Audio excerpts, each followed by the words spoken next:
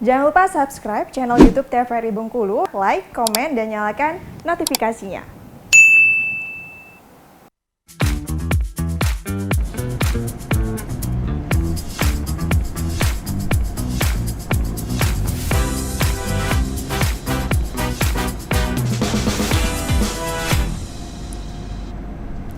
Balik lagi di Opini, obrolan pagi ini masih dengan tema yang sama, yaitu bidan untuk masyarakat bersama dengan Bidan Susi.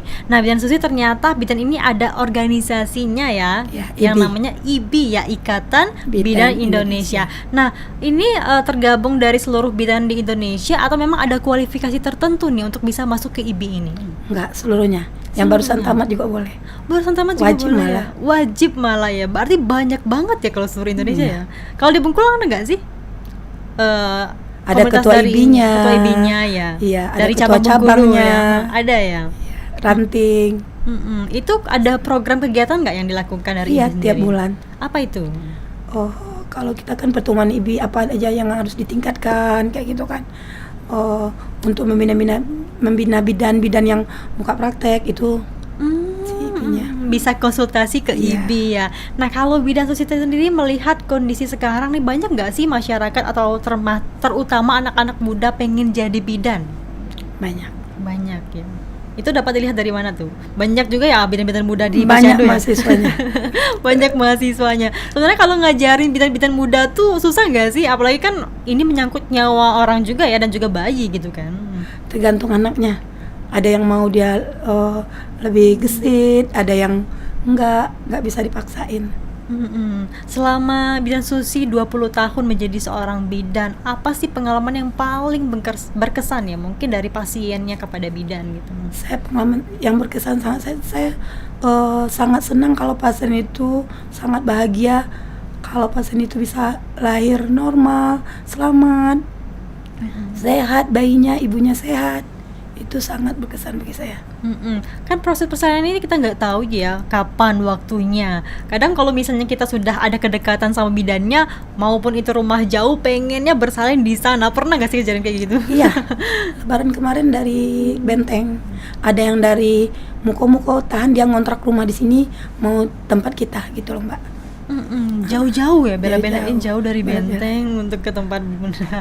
Oke, nah kalau Bunda sendiri melihat kondisi sekarang nih ya, sebenarnya untuk tumbuh kembang anak itu juga karena faktor cacingan ya, seperti yang kita sudah singgung pada saat break tadi, atau enggak? Bisa ya? Kalau dari tumbuh kembang dari cacingan tuh, kalau anak-anaknya sering main tanah, dia nggak rutin minum obat cacing per 6 bulan, bisa cacingan, bisa kurus juga bayi anaknya. Nah, tapi kalau misalnya memang anaknya ini kondisi tubuhnya badannya selalu kecil nih, itu juga termasuk dari cacingan nggak sih? Enggak juga sih Mbak. Kalau dia nggak main tanah, obat cacing rutin diminum ya enggak juga. Mungkin karena genetik orang tua ya. Ya, yang penting dia walaupun dia kurus, berat badannya sesuai kurva KMS aman. Yang dia kan kalau di Posyandu tuh kan diberi obat cacing Mbak. Iya, per 6 bulan. Ya, vitamin A. Sebenarnya kalau misalnya memang nggak dikasih obat cacing per 6 bulan, itu dampaknya apa sih? Ya cacingan anaknya, walaupun anaknya bersih kayak gitu Mbak. Meskipun kan memang kita lihat tuh nggak kayak cacingan gitu. Cacingan tuh ciri-cirinya gimana sih? Matanya belekan, anaknya kadang rewel gitu Mbak. Oh, itu yang paling umum ya. Dan itu biasanya karena nggak terlalu bersih kah pada saat main, atau mungkin dari konsumsi makanan? Kadang makanannya nggak dicuci, kadang anaknya dibiarin main di luar gitu Mbak. Oke, nah makanan apa aja dimakan gitu kan, sama anaknya nggak dicuci tangan dulu. Bener.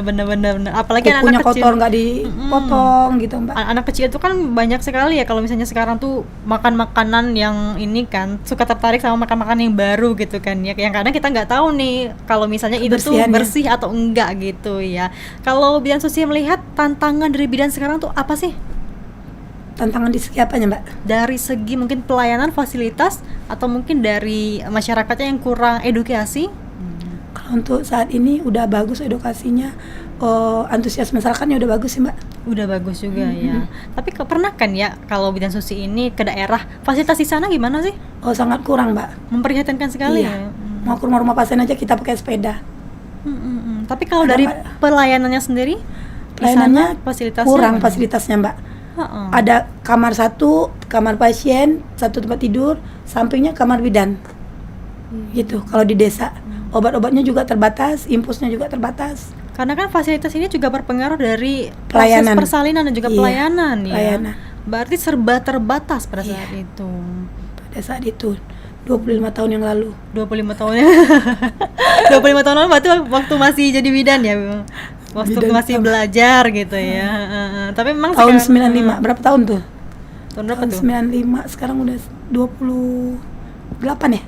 28. Ah, Iya, 28 tahun. Nah, apa sih yang harus diperhatikan bagi seorang bidan ini pada saat pelayanan? Biar yang masyarakatnya juga nyaman nih pada saat Iya, dilayani. kalau kita pada saat pelayanan itu pasiennya kita harus mendengar, jadi pendengar yang baik.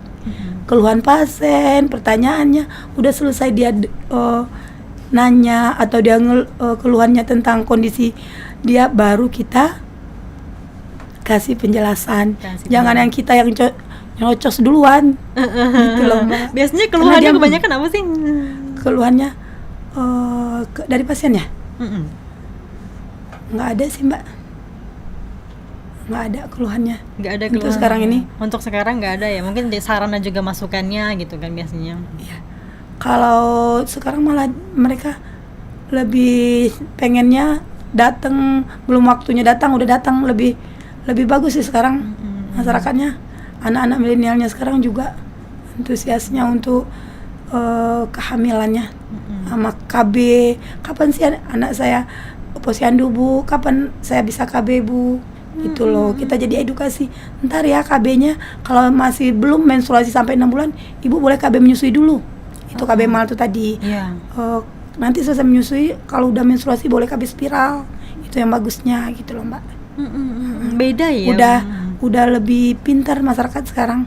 Ya, jadi Hmm. sudah bisa memilih kayaknya sudah ada Iya, opsi-opsi lain. Karena kan udah media sosial tuh banyak, Mbak. Nah, mungkin dari bidan Susi sendiri targetnya ke depannya dan juga harapannya untuk seluruh bidan di Indonesia terkhususnya karena hari ini kan Hari Bidan Sedunia. Ya, selamat Hari Bidan Sedunia.